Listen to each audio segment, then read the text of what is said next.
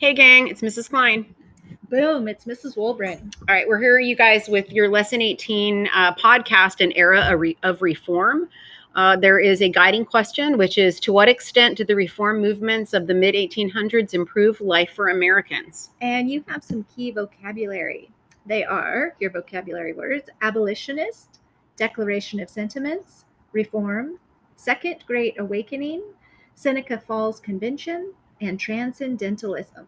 All right, you guys. So in 1851, people gathered in a church in Ohio to discuss the rights of women. A tall African-American woman named Sojourner Truth joined the crowd.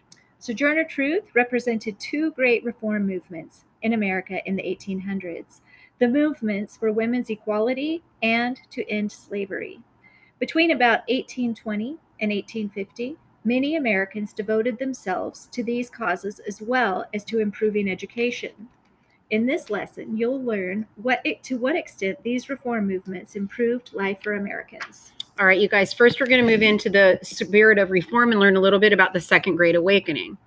A revival of religious feeling, which church leaders called the Second Great Awakening, swept across the nation from the 1800s to the 1840s.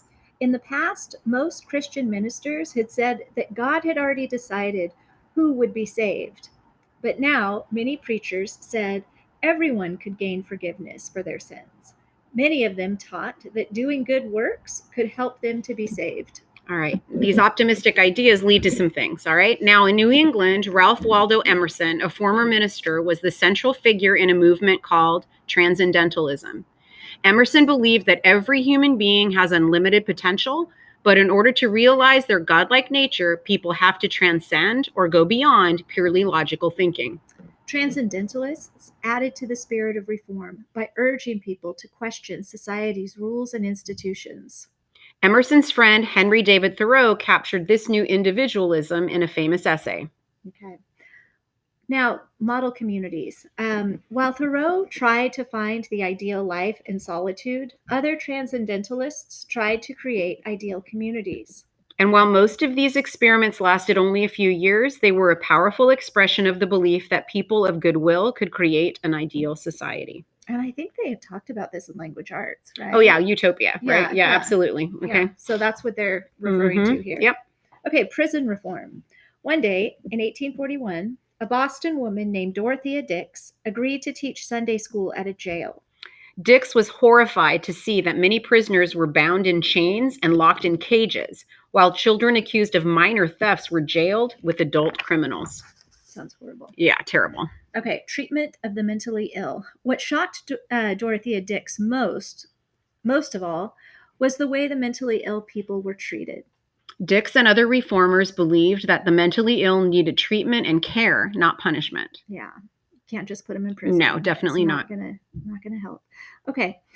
Shocked by Dick's report, the lawmakers voted to create public asylums for the mentally ill. And Dix continued campaigning for prison reform for the rest of her life. Yeah. Now, we also saw some reform in education. A second reform movement that won support in the 1800s was the effort to make education available to more children. The man who would become known as the father of American public schools, Horace Mann, led this movement. All right, at this time, you guys, most children simply did not go to school at all. And reformers believed that education would help these children escape poverty and become good citizens. Yeah. Now, we also have an unfinished reform. By 1850, many states in the North and West used Mann's ideas. Soon, most white children, especially boys, attended free public schools. Okay, but Horace Mann realized that much more needed to be done to increase educational opportunities for both women and African Americans. Okay. Now we're going to talk about the movement to end slavery. How could America, the land of the free, still allow slavery? By the 1830s, growing numbers of people were asking this question. These people were called abolitionists. All right, so Congress passed a law that ended the Atlantic slave trade in 1808, but it doesn't really, we've already talked about it once, it doesn't do away with slavery. It just, we're not going to have the slave trade any longer. Yeah. Many Northerners still accepted slavery, even though it had ended in the North by the early 1800s. All right, abolitionists wanted to end slavery, but they did not always agree about how to do it. Some abolitionists tried to inspire slaves to rise up and revolt, while others wanted to find a peaceful way to end slavery immediately. In 1831, a deeply religious white man named William Lloyd Garrison braved the disapproval of many Northerners and started a fiery abolitionist newspaper, The Liberator. Okay, all right. And then there are some other people who start to speak out. Okay, like one, Frederick Douglass. One day, Garrison heard an escaped slave, Frederick Douglass, speaking at a meeting of abolitionists. Douglass quickly became a leader in the abolitionist movement, and his autobiography, published in 1845, became an instant bestseller. And I think most of you guys will read that when you're in high school. I think that was my daughter's favorite book that she read when she was in high school. All right, women also get involved. So many women were inspired by religious reform movements to become involved in the fight against slavery. And like other abolitionists, sometimes they faced violence. Angelina, and this is Angelina Grimke, Yep. and her sister Sarah, had been raised in South Carolina. In the 1830s, these two sisters began speaking out about the poverty and pain of slavery. At first, they spoke only to other women, but soon they were addressing large groups of men and women throughout the North. All right, some abolitionists, like Sojourner Truth, were former slaves. Okay, abolitionists, you guys, were a minority even in the North. In addition, the anti-slavery fight helped pave the way for the next great reform movement, however, the struggle for women's rights. Yeah. So, women abolitionists were in a strange position. They were trying to convince lawmakers to make slavery illegal, yet they themselves could not vote or hold office. Okay, all right. The organized movement for women's rights was sparked by the friendship between Lucretia Mott and Elizabeth Cady Stanton, who had met in 1840 at the World Anti-Slavery Convention in London. When they arrived, they were outraged to discover that women were not allowed to speak at the meeting and that the men who ran the convention made the women sit in the balcony behind a curtain. Mm-hmm. Cool. Something had to be done about the injustices suffered by women. Now, to overcome such barriers, women would have to work together.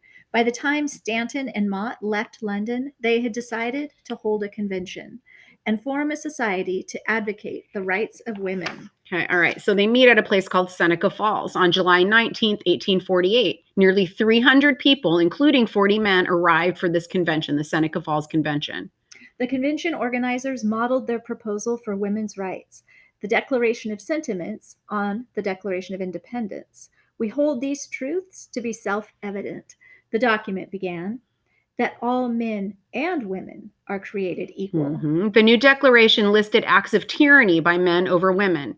Man did not let women vote, give her the right to own property, nor allow her to practice professions like medicine and law. Yeah, so Stanton proposed that women demand the right to vote.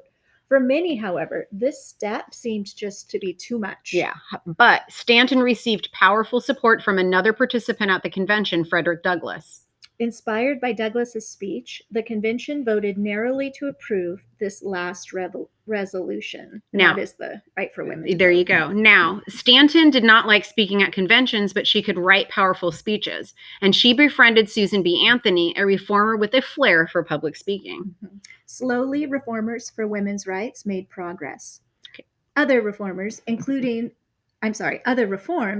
the right to vote in all states, would take decades to become reality. All right, you guys, in this lesson, you just listened to information about reform movements in the United States from about 1820 to 1850. We covered information about the spirit of reform, prison reform, education reform, the movement to end slavery, and finally, equal rights for women. All right, peace out. Okay, grateful for you guys. Miss you.